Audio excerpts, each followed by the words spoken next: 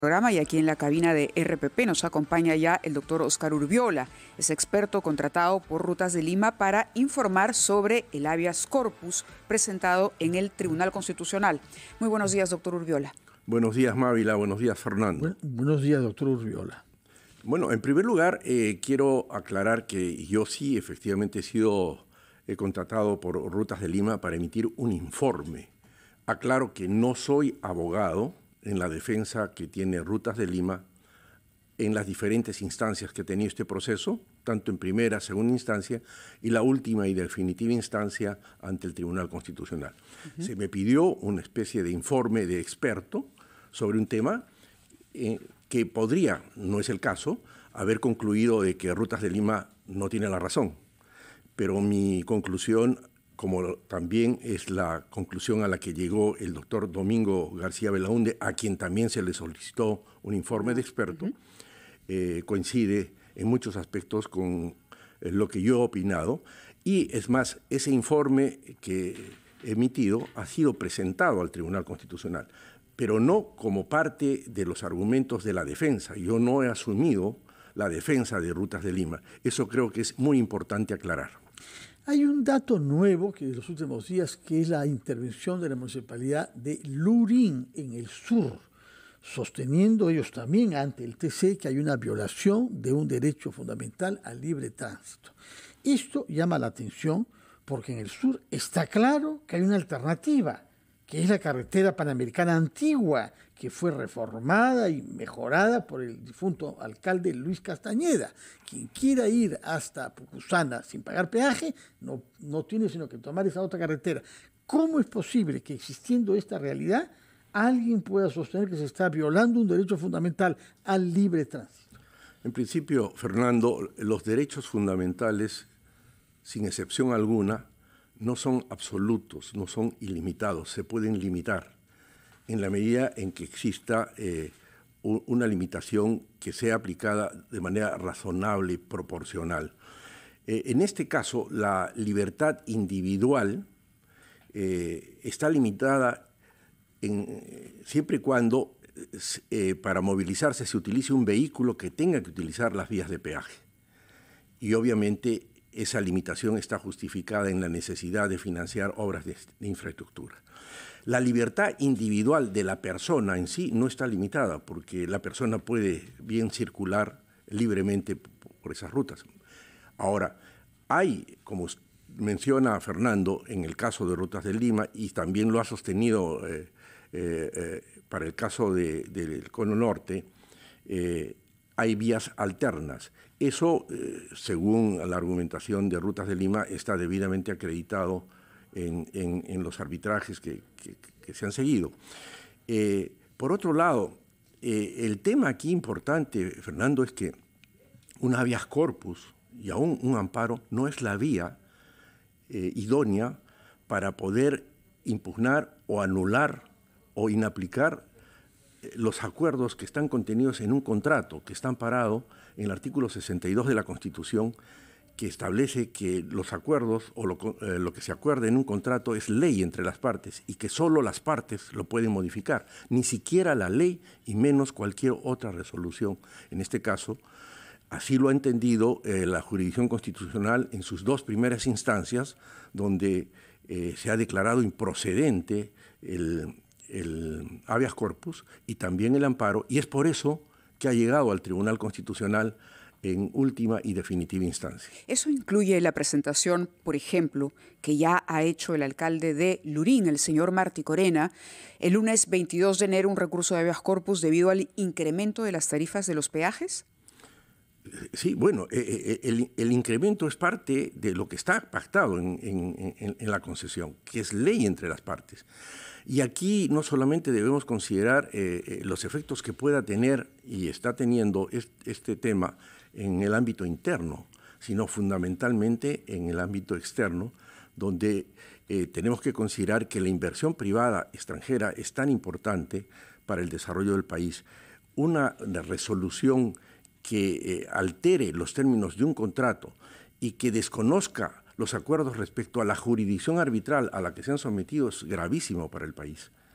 De tal manera que Yo creo que el Tribunal Constitucional en esta situación está frente a un caso en el que debe actuar con mucha ponderación, con un criterio estrictamente apegado a la Constitución, respetando la línea jurisprudencial que ha marcado sobre lo que significa la economía social de mercado y sobre todo la protección que se da a los contratos que constituyen, como he dicho, ley entre las partes. Ahora, uno de los argumentos del alcalde y el que más se respalda, digamos, en la ciudadanía es que estamos hablando de un contrato cuestionado porque supone, además, que hay un caso de corrupción detrás de la firma de este contrato. La corrupción dejaría, de acuerdo a la tesis que ha planteado el señor Rafael López Aliaga, invalidaría el contrato, ¿no? ¿Qué sucede? Ya no hablo solamente de este caso, sino abro la pregunta en general. ¿Qué pasa con contratos que, en efecto, una autoridad pueda firmar, que perjudiquen a la ciudadanía y que, en el fondo, hayan beneficiado a esta autoridad porque es producto de un caso de corrupción y, en tanto, ministro, alcalde o lo que fuera, firma un contrato que finalmente no va en beneficio de los intereses de la ciudadanía? ¿Hay que aceptarlo sí o sí? En este caso, Mavila, la vía idónea no es el habeas corpus ni el amparo, porque es un proceso célere que no tiene periodo probatorio. Se menciona, puede ser que haya ocurrido o no, pero eso se tiene que probar en un procedimiento. Y en este caso, el procedimiento es el arbitral, donde se actúan pruebas y se puede demostrar que efectivamente ha habido o no corrupción. ¿Un arbitraje podría, por ejemplo, anular el contrato? Por supuesto. Es la jurisdicción a la que se han sometido. Es una jurisdicción voluntaria y que el Perú ha reconocido. Hay que tener en cuenta que la ley de arbitraje del Perú es una de las mejores leyes en cuanto a solución de conflictos y que además concuerda con el arbitraje internacional al que se pueda someter el Perú. De tal manera que, habiéndose sometido a la jurisdicción arbitral, la jurisdicción interna no puede intervenir. En esa jurisdicción arbitral se tendría que demostrar de que efectivamente ha habido corrupción, cosa que no se puede hacer por más que se sostenga y se menciona incluso las declaraciones de la señora Villarán en el sentido de que sí ha reconocido corrupción. Eso no se puede hacer en un habeas corpus. El habeas corpus está mencionado a la libertad individual de la persona. Desde su nombre mismo, habeas corpus quiere decir dónde está el cuerpo. Claro, y cuando el alcalde dice que aquí se ha violado la libertad de tránsito, por ejemplo, de los pobladores, no cabe. No cabe. Y en todo caso, esa libertad de tránsito, si se limita por la existencia de un peaje, eso está admitido en derecho. En derecho constitucional, todos los derechos no son ilimitados. Y le voy a poner ejemplos. El derecho a la libertad individual puede ser limitado en situaciones de emergencia, cuando se declara en emergencia y se recorta el derecho a circular. El derecho a la vida, que es el derecho más importante en toda sociedad y para el ser humano, se limita cuando por causas de traición a la patria se le puede condenar a la pena de muerte. De tal manera que todos los de guerra externa. Son casos extremos, ¿no? De tal manera que esto nos da una idea de que ningún derecho es ilimitado. Ningún derecho es ilimitado. Y en este caso, la existencia de peajes está limitado en la medida en que quien quiera circular por una carretera usando un vehículo de las características que están establecidas, e incluso los cobros de peaje son por eje, ¿no es cierto? Y las tarifas son por eje. Tienen que pagar el peaje, pues, porque hay un desgaste de la vía. Ahora, si esa persona quiere circular por esa vía caminando, no tiene ninguna limitación. De tal manera que todo es relativo en este caso y está sujeto, pues, a la normatividad que razonablemente se haya establecido.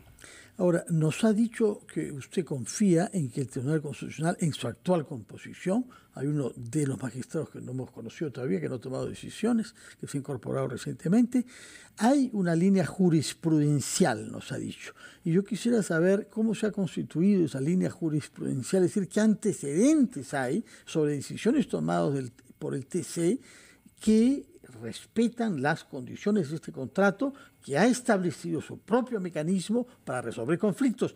en la jurisdicción arbitral y no en el Poder Judicial ordinario. Usted debe saber esa línea jurisprudencial tanto más que ha sido presidente del Tribunal Constitucional. Sí, efectivamente es múltiple. No solamente referidas al tema de peajes, no solamente referida a arbitrajes, sino fundamentalmente al tema de la libertad de contratar y las garantías que se da a los contratos, que no pueden ser modificados ni por ley ni ninguna otra disposición, solamente por acuerdo de las partes. Esa es una garantía muy importante en la que yo encuentro una de las razones por las que nuestra economía ha podido crecer, ha podido reducir la pobreza, aun cuando eso no se ha manifestado de manera tangente o tangible en en el común de la gente, pero es cierto que nuestra economía ha crecido porque es una de las garantías más importantes que se le ha dado a la inversión privada y sobre todo a la inversión extranjera. De acuerdo. El respeto a los contratos. ¿Puede usted citarnos ejemplos, por favor, en los que el TC ya pronunció? Pero yo le rogaría que nos acompañe un instante, es tiempo de hacer una pausa y cuando regresemos nos recordará, por favor, algunas decisiones que el TC ha tomado ya respecto de los contratos de ley de este tipo y recursos que se han presentado en el pasado, que usted quizá recuerde algunos, yo no, que nos permita justamente entender esa jurisprudencia. Vamos a la pausa, Mávila. Hacemos una pausa. Estamos conversando con el doctor Óscar Urbiola, quien ha sido presidente del Tribunal Constitucional y quien ha venido a sostener que el Tribunal Constitucional debe declararse, como lo ha hecho la justicia constitucional en 2 instancias anteriores, no competente para un tema que, según el contrato mismo, contrato ley, debe ser dirimido por un arreglo entre las partes y si no, ante la instancia definida en el contrato, que es un tribunal arbitral. Señor Urbiola, debía quizá citarnos algunos antecedentes de conflictos similares. Bueno, no va a ser uno, van a ser varios, pero permíteme en todo caso, Fernando, poder leer un párrafo, por favor, del informe que he planteado. No me lo lee a mí, sino a todo el público que puede no querer. Breve. Sí. Ya, menciono, ¿no? Una visión lo más completa posible sobre la posición jurisprudencial del Tribunal Constitucional sobre el artículo 62 de la Constitución debe remitirnos a determinadas sentencias claves que progresivamente han ido definiendo los alcances de la mencionada disposición constitucional. Así, por ejemplo, ha dicho inicialmente el tribunal que de una interpretación sistemática de los párrafos del artículo 62 de la Constitución se establece una regla de carácter general y que no solo los términos contractuales contenidos en un contrato ley, sino que en general todo término contractual no puede ser modificado por leyes u otras disposiciones de cualquier clase. Me remito entonces a la jurisprudencia que está contenida en los expedientes que han dado lugar a la sentencia 05-2003. 2003. Así es, acción de inconstitucionalidad TC, fundamento 35, a la sentencia 008-2003, acción de inconstitucionalidad, fundamentos 26, sentencia 02175 del 2011, acción de amparo, TC, fundamento 7, y así por el estilo, Fernando. Quiere decir que varias composiciones, muchas, varios no se pueden variar los términos contractuales ni por ley. Es una garantía que incluso, en mi concepto, es una autolimitación la que la Constitución la ha impuesto al Parlamento. O sea, el Parlamento no podría, dando una ley, no podría decir que un contrato se debe modificar en tales términos.